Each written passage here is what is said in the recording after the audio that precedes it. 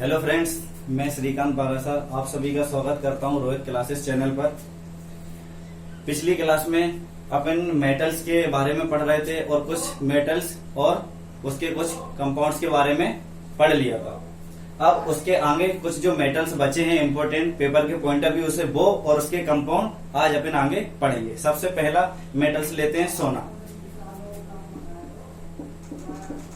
पहला मेटल्स लिया सोना, इसको रिप्रेजेंट किससे करते हैं? एयू से। पहला मेटल के लिए सोना और इसको रिप्रेजेंट किससे कर रहे हैं? एयू से करते हैं। इसका एटॉमिक नंबर कितना होता है? 79। इसका एटॉमिक नंबर कितना होता है? 79। बहुत इंपॉर्टेंट है, इसलिए पूछा जाता है। एटॉमिक नंबर कितना है इसका? 79 है। इतना क्लियर हुआ। अब सोने का यूज कहाँ पे करते हैं?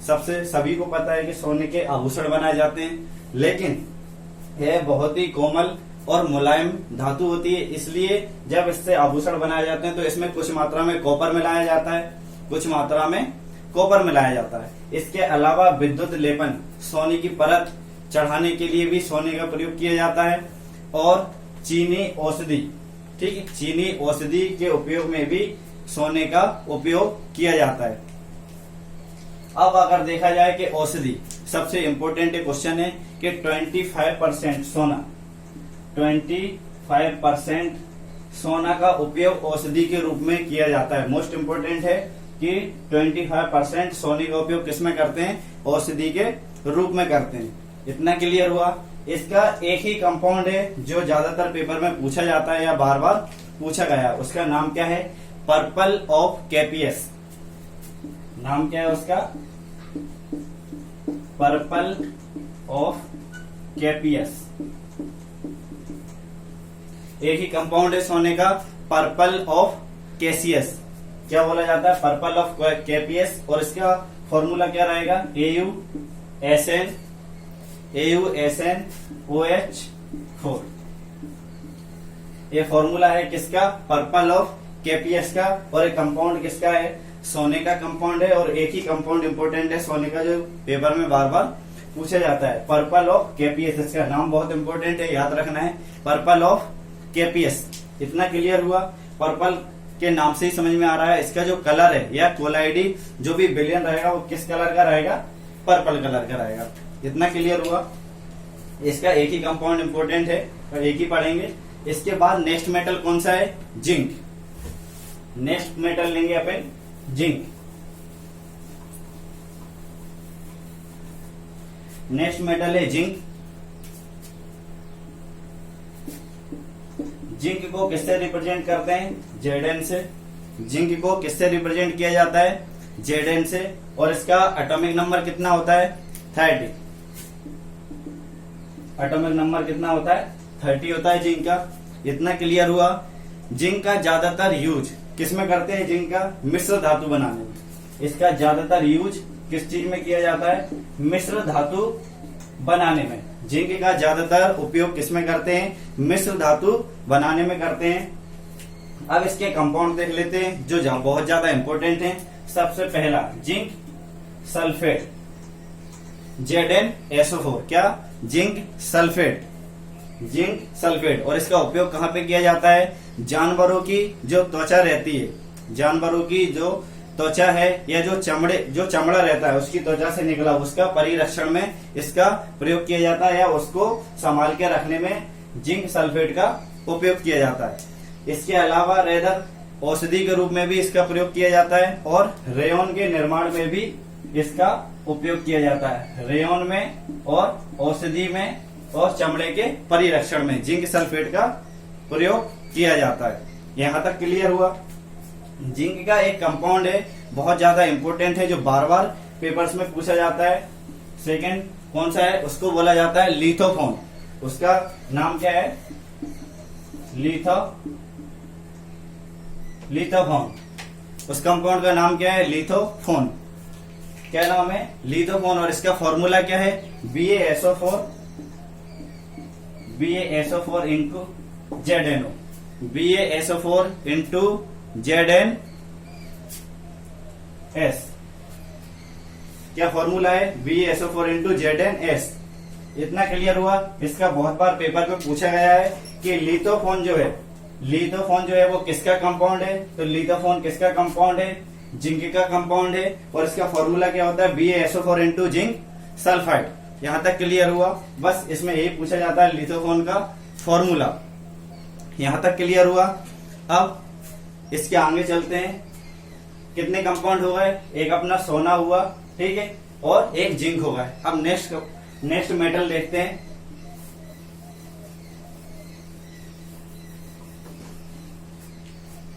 नेक्स्ट मेटल है पारा। नेक्स्ट मेटल क्या लिया अपन ने, पारा लिया, और पारा को किससे रिप्रेजेंट किया जाता है, Hg से। बहुत ज्यादा इंपॉर्टेंट है। इसका एटॉमिक नंबर बहुत बार पूछा गया है। एटॉमिक नंबर कितना है, 80 इसका एटॉमिक नंबर है। और इसको क्या बोला जाता है, मरकरी। पारा को क्या बोलते हैं, मरकरी बोलते हैं। रिप्रेजेंट Hg से करते हैं और एटॉमिक नंबर कितना है, 80 है। यहां तक क्लियर हुआ। अब पारा के उपयोग कहाँ पे किए जाते हैं, पारा का बहुत जगह उपयोग होता है। थर्मामीटर्स यूज करते हैं, उसमें पारा का उपयोग किया जाता है। इसके अलावा बैरोमीटर्स रहते हैं, वहां पे इसका उपयोग किया जाता है। बहुत जगह जहाँ पे भी कैलकुलेशन या टेम्परेचर का कैलकुलेशन किया जाता है, वहां पे पारा का यूज किया जाता है। यहां तक क्लियर हो गया। अब सबसे पहले पारा को और किस नाम से जाना जाता है, पारा को और किस नाम से जाना जाता है, इसे क्विक सिल्वर कहते हैं। इसे क्या कहा जाता है, पारा को क्विक सिल्वर नाम से भी जाना जाता है। पारा को क्विक सिल्वर नाम से भी जाना जाता है। इतना क्लियर हुआ। पारा किस फॉर्म में पाया जाता है, लिक्विड फॉर्म में पाया जाता है। पारा लिक्विड फॉर्म में पाया जाता है। बाकी सारी मेटल्स ठोस होती है, सॉलिड फॉर्म में पाई जाती है, लेकिन पारा जो है वो किस फॉर्म में पाया जाता है, लिक्विड फॉर्म में पाया जाता है या द्रव अवस्था में पाया जाता है। इतना क्लियर हो गया। उसके बाद पारा जो है अपन ने अभी बात करी क्विक सिल्वर, और बहुत सारी जगह पे इसका यूज होता है, जैसे थर्मामीटर, बैरोमीटर, इतने सारे इसमें इसका यूज करते हैं अपन। यहां तक क्लियर हुआ।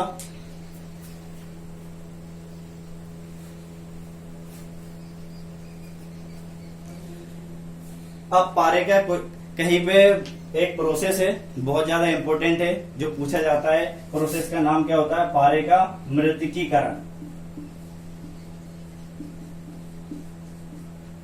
पारे का मृतिकीकरण, ये प्रोसेस के बारे में पूछा जाता है, या पारे का मृतिकीकरण की प्रोसेस क्या होती है। वो डायरेक्ट डेफिनेशन देता है। तो डेफिनेशन में क्या होता है, इसमें चीनी, ठीक है, चीनी का एक मिश्रण रहता है। पारे को और चीनी के साथ जब मिश्रण किया जाता है और उसे बहुत जोर से सेक करते हैं, हिलाया जाता है। सबसे पहले पारा लेंगे और चीनी का मिश्रण लेंगे, दोनों को मिलाने के बाद उसे बहुत अच्छे से सेक किया जाएगा या हिलाया जाएगा। तो उसमें के बाद क्या होता है, एक भूरे रंग का पाउडर के रूप में पारा परिवर्तित हो जाता है। उसी को क्या बोला जाता है, पारे का मृतिकीकरण कहते हैं। ये वाली प्रोसेस बहुत बार पूछी गई है। जब पारे को चीनी के घोल में मिलाने के बाद बहुत अच्छे से सेक करेंगे या हिलाया जाएगा, तो उसमें क्या होगा कि जो भी पारा है वो भूरे रंग के पाउडर के फॉर्म में परिवर्तित हो जाएगा। उसी को बोला जाता है पारे का मृतिकीकरण। इतना क्लियर होगा पारे के बारे में। अब उसके बाद क्या होता है कि पारा जो है वो ओजोन के प्रभाव में आने पर अपना जो भी बहाव है वो खो देता है और कांच पे चिपकने लगता है। ये सबसे ज्यादा इंपॉर्टेंट है कि पारा जो है अगर वो ओजोन के प्रभाव में आएगा तो अपना जो भी बहाव है वो खो देता है और वो क्या करता है, कांच पे चिपकने लगता है। जनरली पारा जो है वो कांच पे नहीं चिपकता है, इसलिए बहुत सारे थर्मामीटर या बैरोमीटर में यूज किया जाता है। लेकिन जब वो ओजोन के संपर्क में आएगा तो वो अपना बहाव खो देगा और कांच की दीवार पे चिपकने लगेगा। मोस्ट इंपोर्टेंट है, इसको बहुत अच्छे से समझिएगा। यहां तक क्लियर होगा। इसके बाद क्या है कि जो पारा है वो प्लेटिनम और आयरन को छोड़कर सभी धातुओं के साथ मिश्र धातु बनाता है। एक और इम्पोर्टेंट है प्लेटिनम एंड आयरन।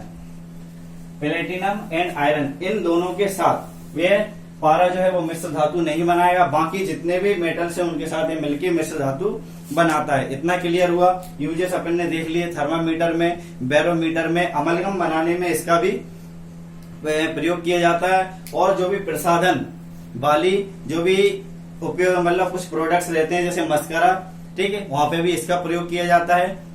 इसके बाद ट्यूबलाइट्स में मरकरी का उपयोग करते हैं, ट्यूबलाइट्स में, और एलसीडी स्क्रीन जो रहती है वहां पे भी इसका प्रयोग किया जाता है। बैटरियों में भी इसका प्रयोग किया जाता है। बहुत सारी जगह पे मरकरी या पारे का यूजेस करते हैं। अब कुछ इसके कंपाउंड हैं इंपोर्टेंट किसके, पारे के, वो देख लेते हैं।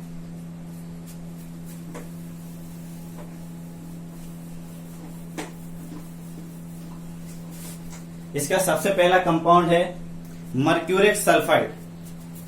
पहला कंपाउंड अगर बात करें HgS, मर्क्यूरिक सल्फाइड। इसका नाम क्या है, मर्क्यूरिक सल्फाइड। यह किस रंग का रहता है, यह लाल रंग का है। मर्क्यूरिक सल्फाइड जो है वो लाल रंग का पाया जाता है, इतना क्लियर हुआ। और इसको क्या बोला जाता है, बर्मिलियन।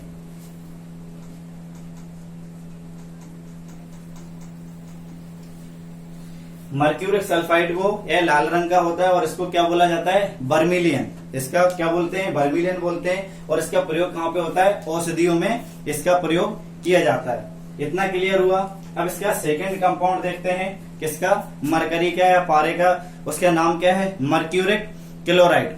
Mercuric chloride Hg2Cl4। Mercuric chloride क्या बोलते हैं, मर्क्यूरिक क्लोराइड। इसके बारे में इंपोर्टेंट है, इसका नाम पूछा जाता है कि मर्क्यूरिक क्लोराइड को और किस नाम से जाना जाता है, तो उसे कैलोमल कहते हैं। मर्क्यूरिक क्लोराइड को कैलोमल कहा जाता है। मर्क्यूरिक क्लोराइड को क्या बोलते हैं, कैलोमल कहा जाता है। और यह किस फॉर्म में या फिर किसके उपयोग में लाया जाता है, तो पेट, जो अपना पेट रहता है तो पेट को साफ करने वाली औषधि के रूप में इसका प्रयोग किया जाता है। पेट को साफ करने के लिए औषधि के रूप में मर्क्यूरिक क्लोराइड का उपयोग किया जाता है। यही दो कंपाउंड है इंपोर्टेंट, किसके, मरकरी या पारे के। इसका एटॉमिक नंबर कितना था, 80। इतना क्लियर हुआ। अब नेक्स्ट मेटल देखते हैं।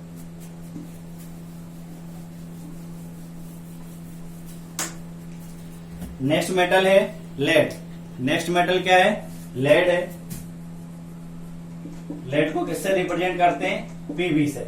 लेड को किससे रिप्रेजेंट करते हैं, पीवी से रिप्रेजेंट करते हैं। और यह सबसे जहरीली धातु है। और यह कैसी धातु है, सबसे जहरीली धातु है। और इसका कलर कैसा होता है, नीला। यह नीलापन लिए हुए धातु होती है, मतलब इसका कलर कैसा होता है, नीला कलर होता है।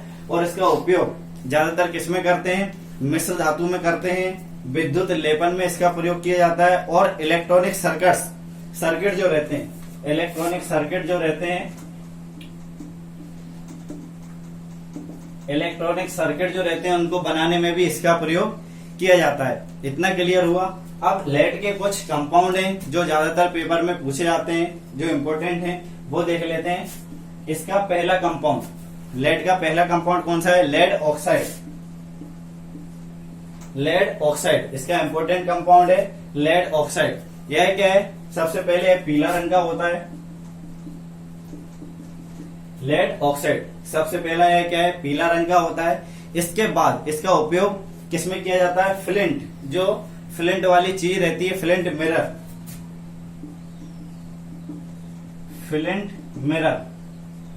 फ्लिंट मिरर बनाने में लेड ऑक्साइड का उपयोग किया जाता है। उसके बाद शॉर्टेज बैटरी में भी इसका प्रयोग करते हैं। शॉर्टेज बैटरी बनाने में भी इसका प्रयोग किया जाता है। यहां तक क्लियर हुआ। इसका इंपोर्टेंट कौन सा कंपाउंड है, लेड ऑक्साइड है। इतना क्लियर हुआ। अब लेड कुछ कलर मेट भी रहते हैं, अलग अलग कलर के भी लेड पाए जाते हैं। यहां तक क्लियर है। लेकिन इसका एक और कंपाउंड बहुत ज्यादा इंपॉर्टेंट है जो पेपर में पूछा जाता है। लेड ऑक्साइड किस कलर का था, पीले रंग का था। एक पाया जाता है लाल लेड,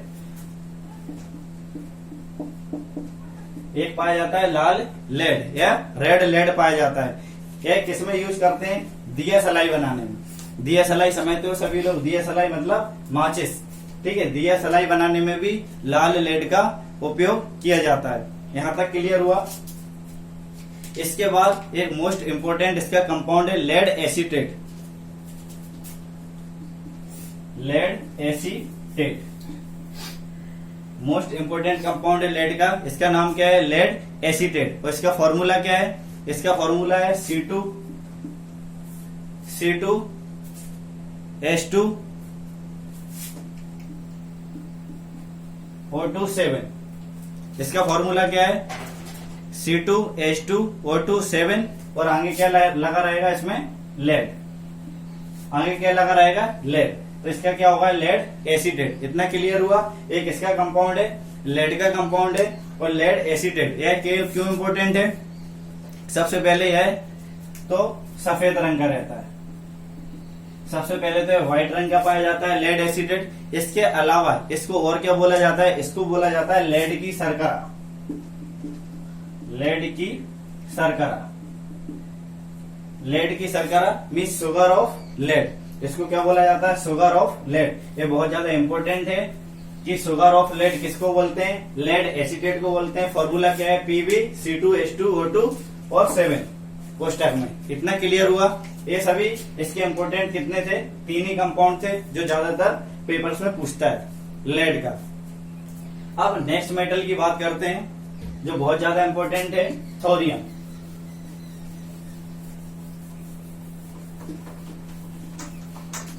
नेक्स्ट मेटल की बात करते हैं। नेक्स्ट मेटल कौन सा लेंगे? थोरियम।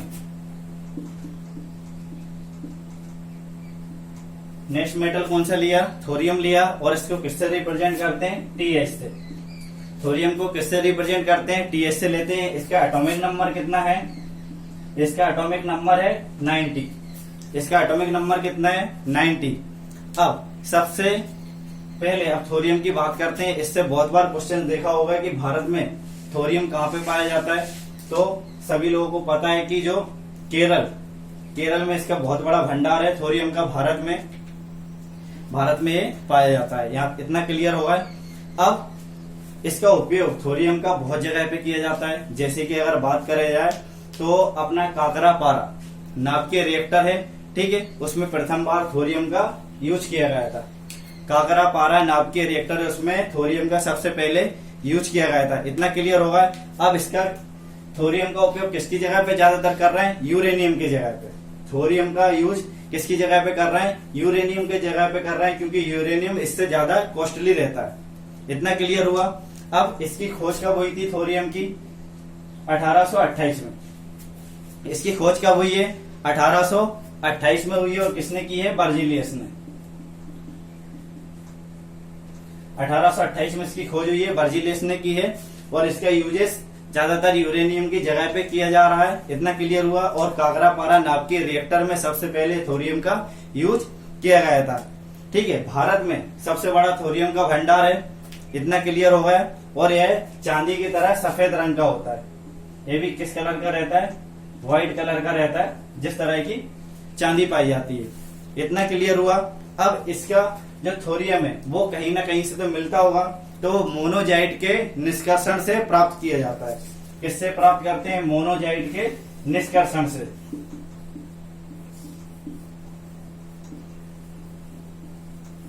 मोनोजाइट के निष्कर्षण से क्या प्राप्त किया जाता है? थोरियम प्राप्त किया जाता है। इतना क्लियर हुआ।